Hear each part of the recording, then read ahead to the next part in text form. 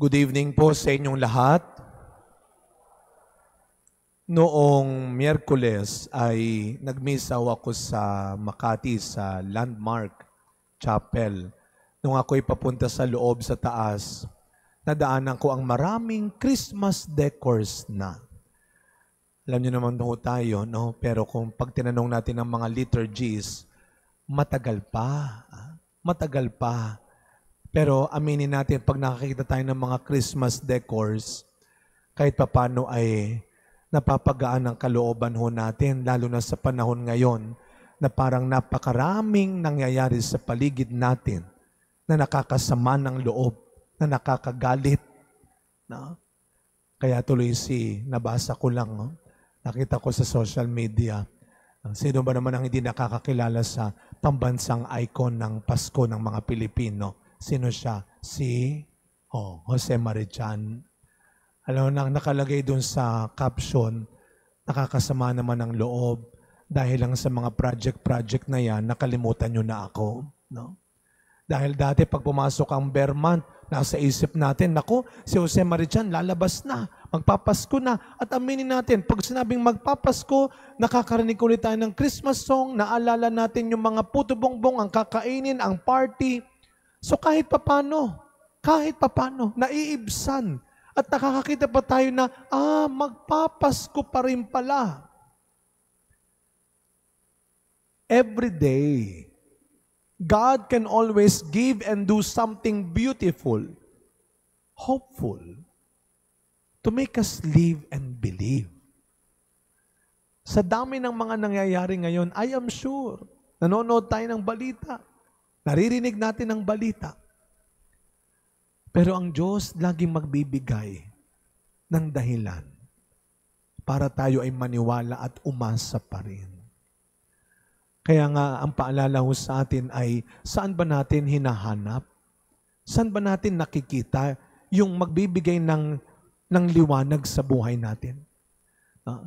Sa tandaan ho natin sa ating ebanghelyong narinig ngayon, sa huling bahagi ng ating ebanghelyo, narinig natin ang mga kababaihan, hindi lang daw yung 12 ang tinawag ni Kristo, hindi lang yung 12 ang kasama ni Kristo, kasama rin niya ang ilang kababaihan. At tanda natin noong panahon ng Panginoon, ang mga kababaihan, ang mga bata, ang mga dukha, ay mga simbolo ng kahinaan, ng kawalan ng kakayanan. Pero sa huling bahagi ng ating ebanghelyo, narinig natin na ang mga babaeng ito ay sumunod kay Kristo at ginamit nila ang kanilang ari-arian bilang panustos, panggastos sa pangangailangan ni Jesus at ng kanyang mga alagad. Sino ba yung mga babaeng binanggit? Ang mga babaeng pinagaling, pinalaya mula sa pagkakaalipin ng demonyo, ng sakit. So ito yung sinasabi ko madalas, the best way to be grateful is to be generous. God is not asking you to pay it back, but pay it forward. Bakit ba tayo naglilingkod? Hindi lang dahil sa talentong meron tayo, sa talinong meron tayo. Hindi lang dahil sa tayo ay matagal na, tayo ay kilala na. No. We must always purify the reason why, the intention we have, why we are in this church, why we want to help, why do we donate? Because we are grateful to God. And that is the best way to serve, to have a grateful heart. Kaya anong sabi ng ating unang pagbasa? Mag-iingat kayo. Dahil yung talino natin, talento natin, kakayahan natin, even kabutihan natin, biyaya ng Diyos yan. Bigay ng Diyos yan. Kahit pera mo, kasikatan mo, biyaya ng Diyos yan. Bakit ka mahihiya? Kaya nga naawa ko kanina kausap ko yung ating mga tumutulong sa mga pinagagawa natin dito, yung mga engineer. Sabi niya, alam mo, Father, kawawa nga kaming mga engineer para tuloy napasama ang imahe namin ngayon. Parang pag sinabing may kaibigan kang kontraktor, equals corrupt. Parang pag may sinabi kang engineer equals magnanakaw. Unfair. Unfair. Kawawa rin sila. Kaya nga itong sinasabi ko, lahat ng yan ay biyaya eh. Nasa sa atin na lang kung paano natin ginagamit. Anong sabi ng ating unang pagbasa? Hindi naman yung pera. Ang pagmamahal, ang pag-ibig mo sa pera, ang ugat ng kasalanan, ng kasamaan, hindi yung perang pinaghirapan mo sa malinis at tamang paraan. Hindi yung perang naipon mo sa mabuting paraan, sa may mabuting dahilan. Hindi. It is not the money, but the love of the money. Kapag mas minahal mo na ang pera mo, kaysa sa pamilya mo at even sa pananampalataya mo.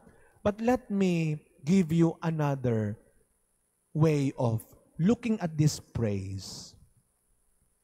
Hindi lang pera ang pinag-uusapan natin dito. It is not just the love of the money.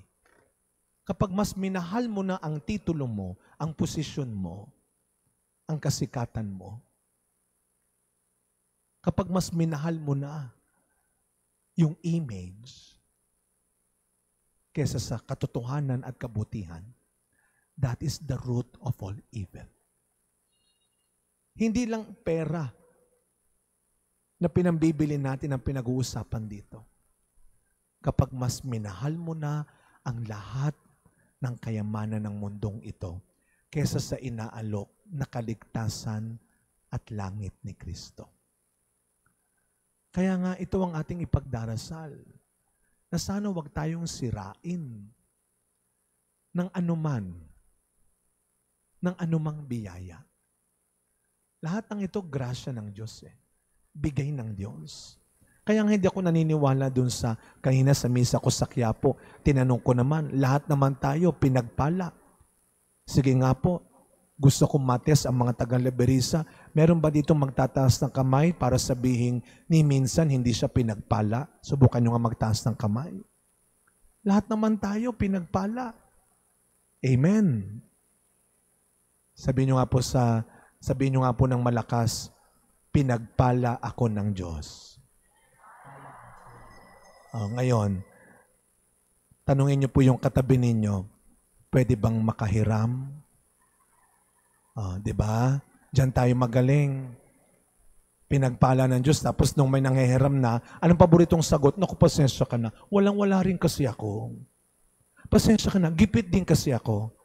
Subukan yung hinga si Nanay Lumen. Marami yan. Pero diba, yun naman normal. Normal na sinasagot natin kuminsan. And please, huwag niyong sanayin. Nakakahiya sa Diyos. Pinagmumukha niyong walang ginawa ang Diyos.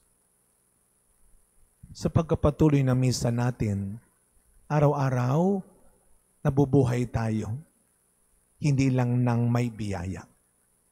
Hindi lang ng may pag-asa. Nabubuhay tayong nagsisikap na sana lahat ng uri ng biyaya na binigay at pinagkaloob ng Diyos ay huwag maging dahilan ng pagkakasira ng magandang ugali natin. Ay huwag maging dahilan ng pagkakasira ng magandang magagawa pa natin. Not your position, not your prestige, not your fame, not your title, not your money should destroy the goodness that you have. Hindi ang anuman ang dapat sumira sa angking kabutihang binigay sa iyo. Amen.